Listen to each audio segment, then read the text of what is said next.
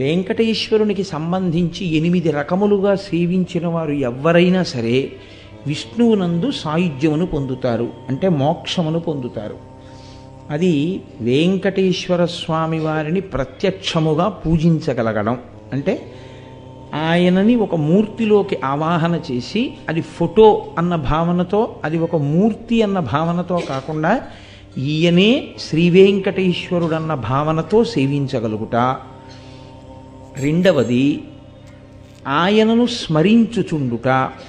వెంకటేశ్వరుని గురించినటువంటి స్మరణ, అందుకే స్మరణాత్ ఇష్టవర్షిణం.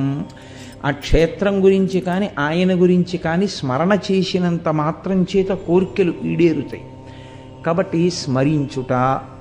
3, ఏ పని చేస్తున్నా ఇది వెంకటేశ్వర స్వామి వారి కార్యం అనుకుని చేస్తూ ఉండడం.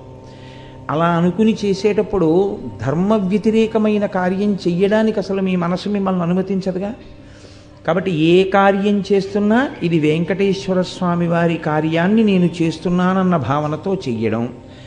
4, వెంకటేశ్వర స్వామి వారి యందు నిరతిశయ ప్రీతి కలిగినటువంటి పరమభక్తులైన వారితో కూడి ఉండడం, అటువంటి వారి పట్ల ప్రేమ కలిగి వారితో ప్రవర్తించడం. 5, వెంకటేశ్వర సంబంధమైనటువంటి విశేషములను పరమ భక్తి కలిగినటువంటి వారి నోటి గుండా ప్రవచనం జరుగుతున్నప్పుడు లేదా వారు పలుకుతున్నప్పుడు, అటువంటి భక్తులైన వారు మీతో ఏకాంతమునందు సంభాషించవచ్చు, అన్ని వేళలా ప్రవచనమే అక్కర్లేదు. అటువంటి మాటలు విని చాలా సంతోషాన్ని పొందగలిగినటువంటి స్థితిని పొంది ఉండుట. కాబట్టి అక్కడికి 5. 6వది వెంకటేశ్వరునితో సాన్నిహిత్యము లేదా వెంకటేశ్వరుని నిరంతరము మనసులో పెట్టుకుని ఉండేటటువంటి వారెవరో అటువంటి వారికి మీరు ఉపకారము చేయగలిగిన స్థితి యందు నిలబడుట.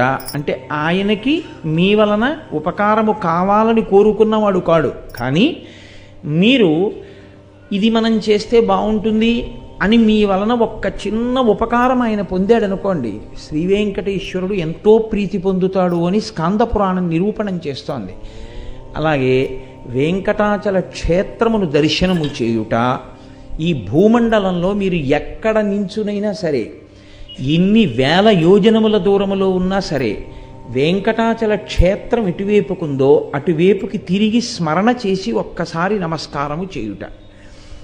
వీటి వలన ఎంతటి పాపరాశి దగ్ధమవుతుంది. అంత తేలికగా దగ్ధం చెయ్యొచ్చా అంటే, ఈశ్వరుడు దాని గురించి ప్రస్తావన చేస్తూ స్కందంలో ఒక విషయాన్ని చాలా గొప్పగా విపులీకరిస్తారు. కృతయుగంలో కొన్ని సంవత్సరముల పాటు చేసినటువంటి పుణ్యం త్రేతాయుగంలో అంతకన్నా తక్కువ వ్యవధిలో 1 మాసంలో చేస్తే ఇస్తారు. 1 మాసంలో చేసినటువంటి పుణ్యం 1 రోజులో చేస్తే ఇస్తారు ద్వాపర యుగంలో.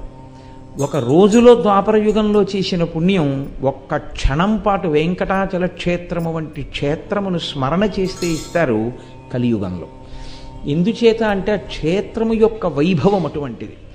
ఆ క్షేత్రము ప్రకాశించినది, అక్కడ ఉన్నటువంటి ఆ ఈశ్వర స్వరూపము ప్రకాశించినది కూడా నేనింత పండితుణ్ణి, నాకిన్ని తెలుసు, నేనిన్ని చదువుకున్నాను, నాకింత గొప్పతనం ఉందని, నేను ఇది చెయ్యగలనన్న భావన ఎవరికి ఉన్నదో వారికి తప్ప, నేనేమి చెయ్యగలనన్న భావన ఉన్నవాడికి, లేదా అసలు ఇది చెయ్యడమన్న మాట కాకుండా కేవలం వెంకటేశ్వర స్వామి వారిని ఒక కుటుంబ సభ్యుల్లా ప్రేమించిన వారెవరున్నారో, అంత సంతోషంగా ఆయన పట్ల అనురక్తితో ఉన్నవారెవరున్నారో వారి పట్ల ఆయన ప్రసన్నుడయ్యాడు.